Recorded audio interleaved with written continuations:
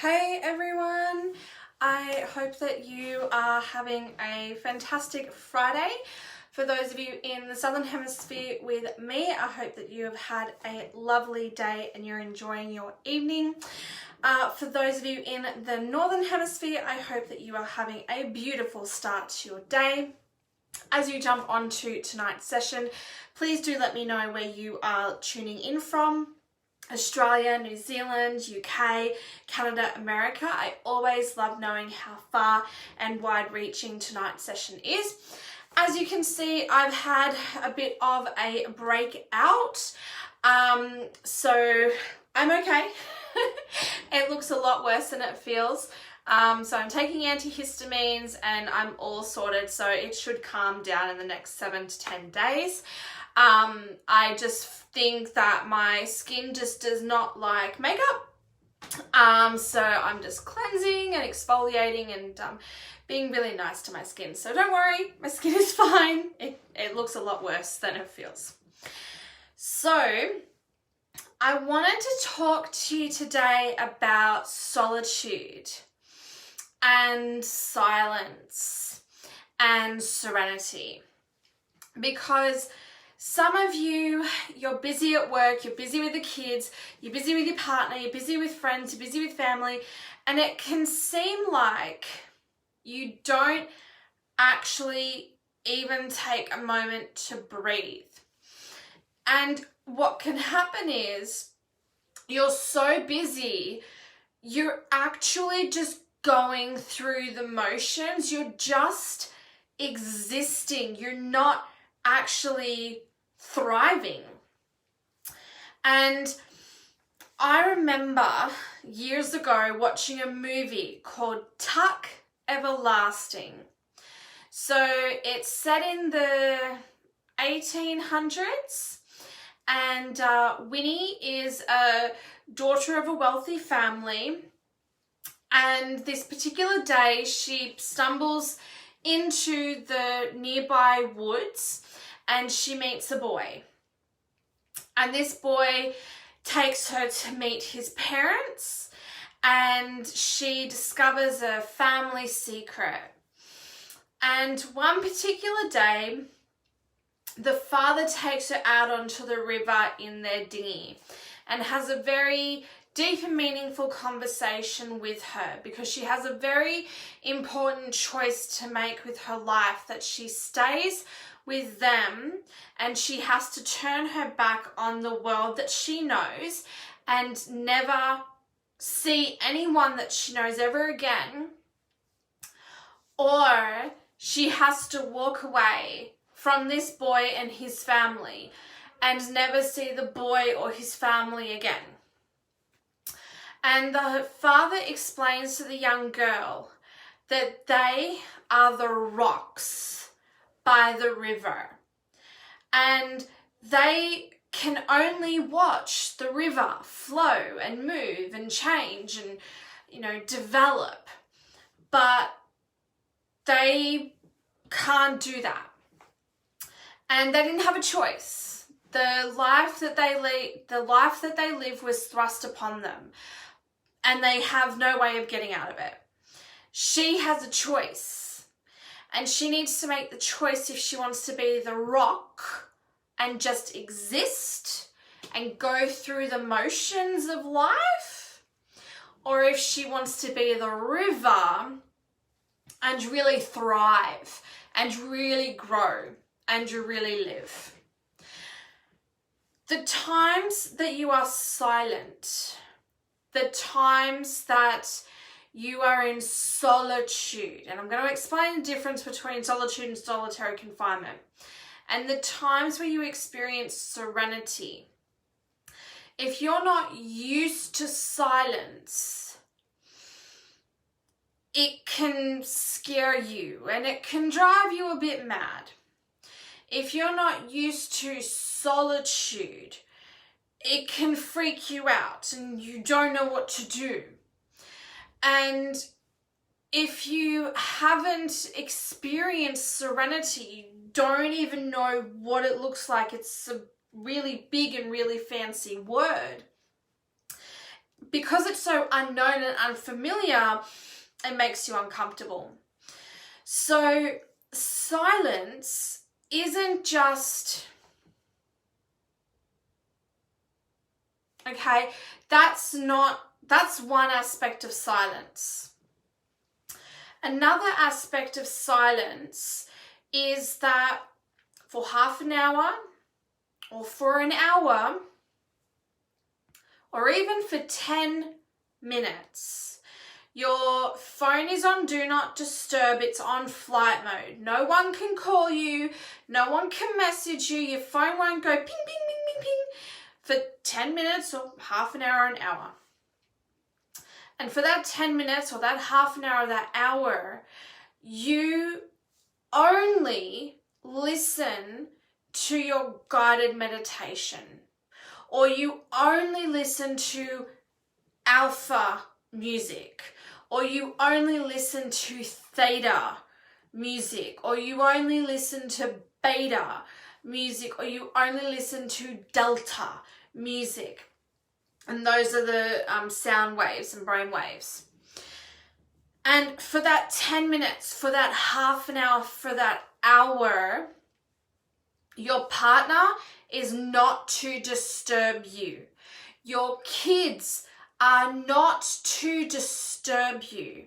And this 10 minutes or this half an hour, this 1 hour should be coordinated with a babysitter or your parents or your partner, that they look after the kids. And it needs to be established that for 10 minutes or for half an hour or for 1 hour, I don't exist. Now, if you need to physically leave the house, you need to physically get in your car and you need to drive somewhere, or you need to physically be in like a different outbuilding on your property, you need to have that 10 minutes or that half an hour or that hour that the entire world does not exist, and you use that 10 minutes, that half an hour, that hour to experience silence. No Facebook notifications, no Instagram notifications, no phone calls, no text messages, no emails for 10 minutes, half an hour, or an hour. So whether you do the guided meditation or you use alpha, beta, delta, or theta meditations, and you can find those on YouTube, this time of silence is a disconnect from the chaos of the world and a reconnection with universe and your inner self. And during this 10 minutes or half an hour or hour is when you allow your consciousness, subconsciousness, to be able to have that beautiful interaction with each other, where your subconscious actually releases ideas and suggestions and thoughts and ideas that the consciousness can capture and turn into something. Because that silence, that eliminating of distraction and just recentering yourself allows your subconscious to actually be heard and to actually be acted on.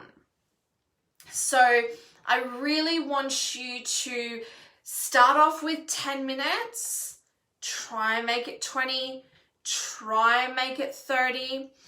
For some of you, an hour, I'm asking too much of you, and that's okay. I understand.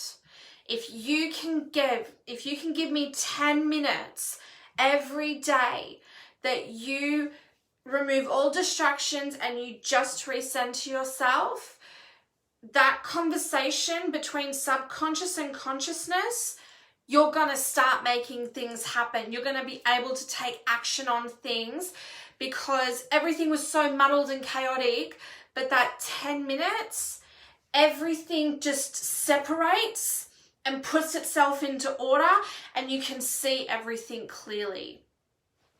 So that's how to deal with silence. I'm not asking you to just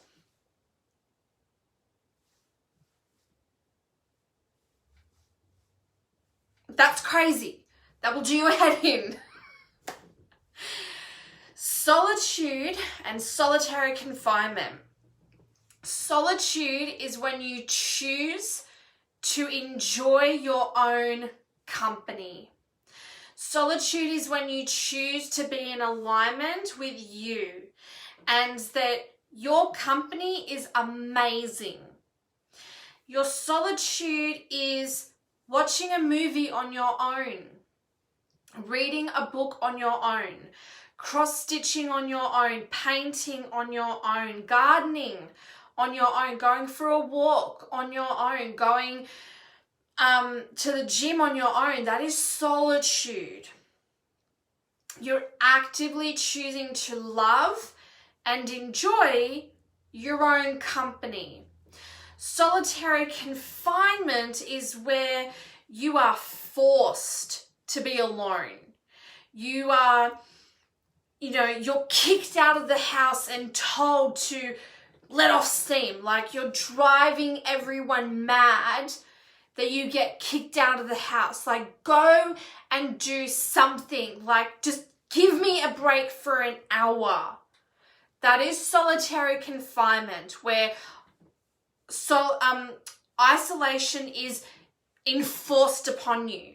You're not choosing to enjoy your own company because it's been thrust upon you. You've got to figure out what to do with your own company.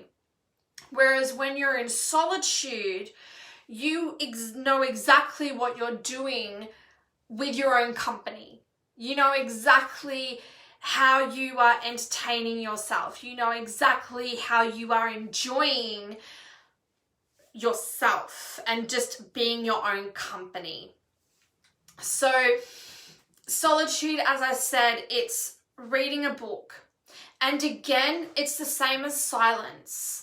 10 minutes, half an hour, 1 hour. If you've got like a reading nook or something, for 10 minutes, for half an hour, for an hour, you don't exist. Okay? You're reading your book and you are not to be disturbed. You're listening to music. You are not to be disturbed. You are writing a book. You are not to be disturbed. You're at the gym doing a workout. You are not to be disturbed. You're at the beach going for a walk, or you're at the garden going for a walk. You are enjoying your own company and you are not to be disturbed unless someone is dying or the house or the business is burning down. Outside of that solitude time, you don't exist. And you need to nurture that and you need to guard it. Larissa McClellan calls it tiger time, where she's focused on a task or she's set out her day. Those are her tiger time moments, and you don't move them unless you want to get fired. So guard your tiger time moments in your schedule and have that conversation with your partner, with your family, that for 10 minutes, I am silent and I do not exist. And for 10 minutes, I am enjoying my own company. Serenity. Serenity is a really challenging one for people, especially because you may not have heard the word before. Hey, SJ. And it may be a very new concept to you. So when something is serene, when something is full of serenity, it means that every aspect of its existence is happiness, joyfulness, contentment, fulfillment, calming, soothing, restorative, rejuvenative.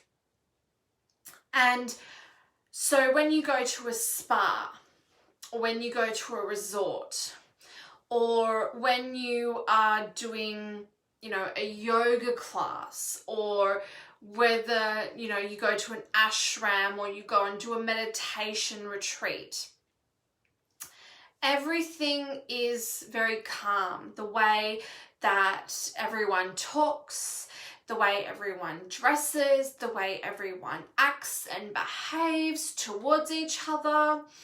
It's all designed to be really relaxing and to be a place where you just feel renewed. And that is serenity, that you are renewed. You are a new, better version of yourself. So, a lot of you going to a spa with your budget is out of the question. So the way that you can find serenity at home is that you start putting your life into order. So whether you follow the Home Edit girls or whether you follow Marie Kondo, decluttering and organizing your home so that every room has this beautiful flow of energy, your home will be a place of serenity because there'll be this good energy about it. It will lift you up. It'll feel like home. Some people will feng shui their homes. So that is where furniture and pots and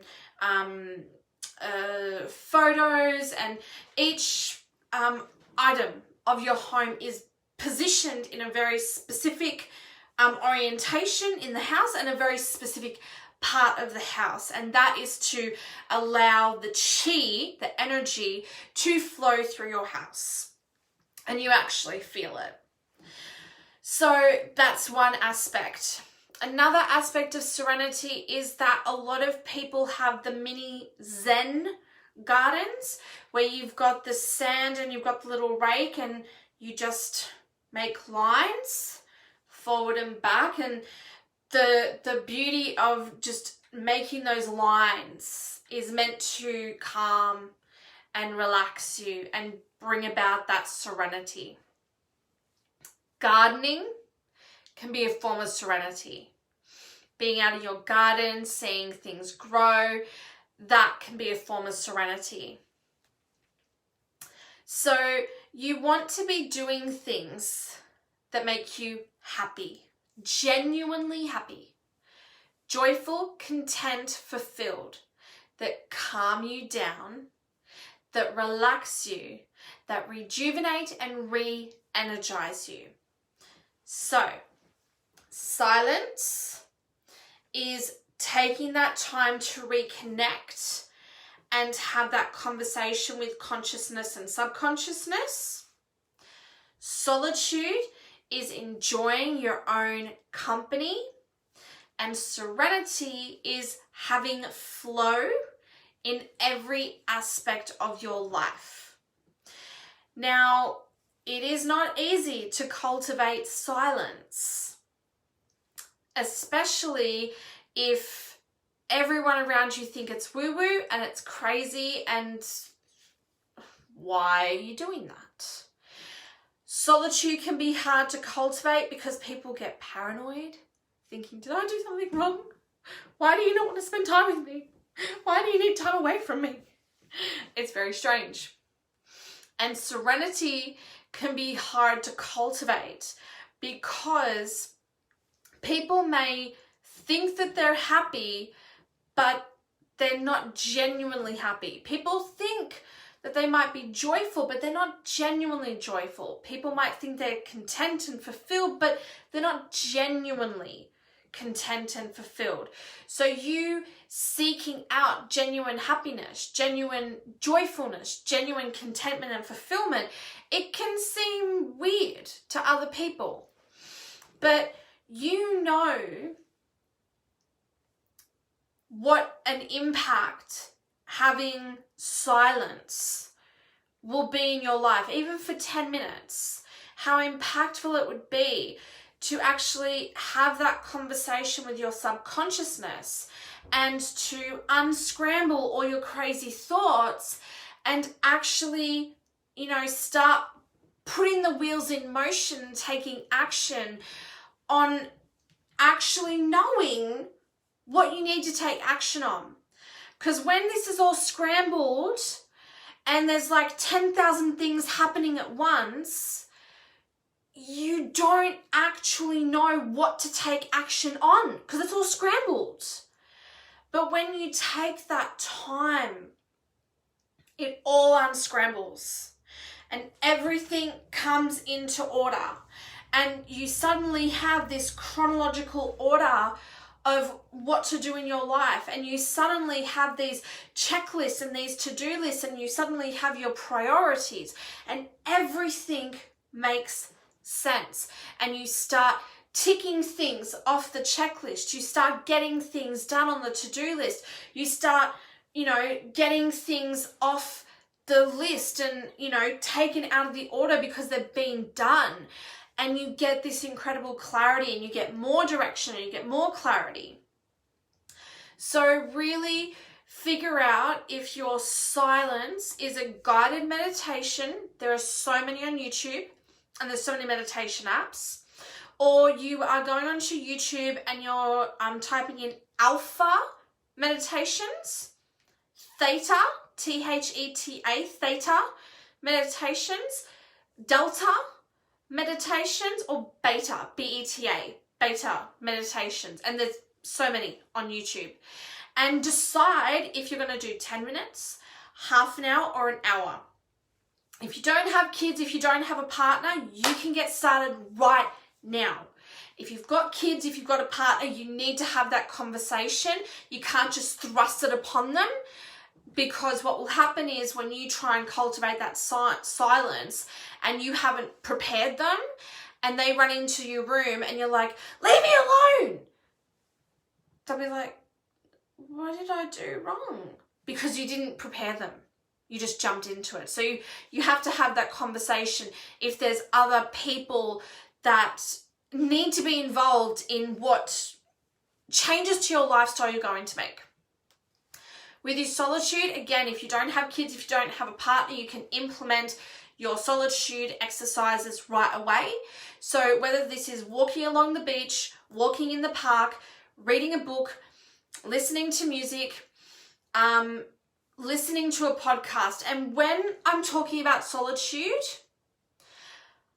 and enjoying your own company, it really is enjoying your own company. So it's not scrolling through Facebook, it's not scrolling through Instagram, it's not watching YouTube videos. It is reading, it is going for a walk, it is listening to music, or it's listening to a podcast and actually enjoying your company, enjoying just being in your presence. Because if you're so used to being busy and you're so used to focusing on other people, you have completely forgotten about you. You have completely forgotten about how awesome you are right here, right now in this moment. So solitude allows you to actually love you and actually realize how awesome and how incredible you are to be around.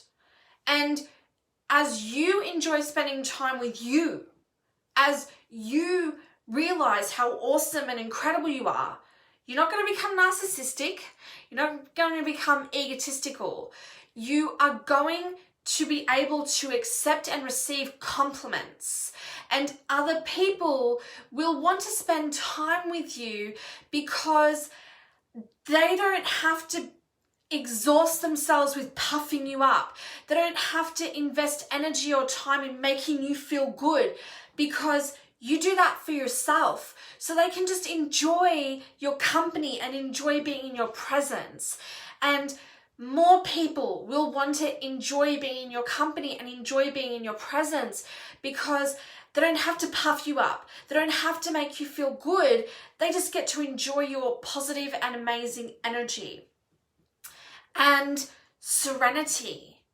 Whether serenity is going off to a spa and, you know, for an hour or a couple of hours, no one contacts you and you get a massage and a facial, manicure, pedicure. Or your serenity is you declutter your house and you get rid of all the rubbish and you make permanent homes for everything and you have a flow in your home. You know what silence method is going to work for you. You know what solitude method is going to help you enjoy being in your own company. And you know what serenity activity is going to make you genuinely happy, genuinely joyful, genuinely content, genuinely fulfilled, calm and relaxed, rejuvenated and re-energized. So I would love for you to go about implementing silence, solitude, serenity, and let me know how you go. Are you able to cultivate 10 minutes? Are you able to cultivate half an hour? Are you able to cultivate a solid hour? And even if it's half an hour in the morning and half an hour of the night, I would love for you to reach out and let me know what comes out of you discovering the joy of silence, the joy of solitude, and the joy of serenity. Now, I didn't do my Power Talk meditation, and I will be finishing this live and I will be jumping back in to do the Power Talk meditation. Now, for those of you that haven't seen the Power Talk meditation, for 10 minutes, I speak words of affirmation. I put on my calm and soothing voice, and then as I get really fired up, I get more and more into it. So the Power Talk meditation is words of affirmation that I really want you to believe and receive and implement into your life as a mantra. So I do like to try and do it at 6 a.m. every morning, but Matt is not an early bird and I didn't really want to wake up the rest of the house. But I am able to do it. I'm going to do it tonight and I will be able to do it tomorrow morning.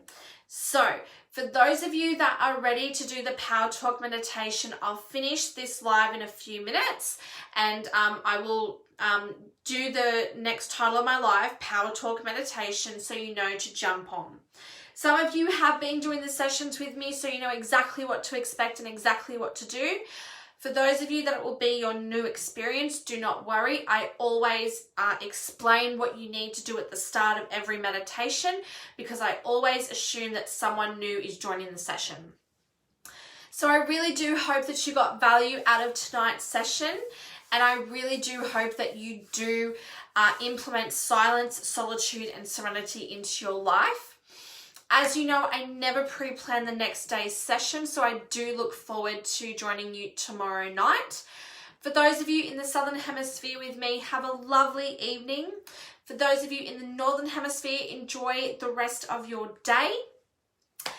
As always, be safe, be well, much love, and it's time to do Power Talk meditation.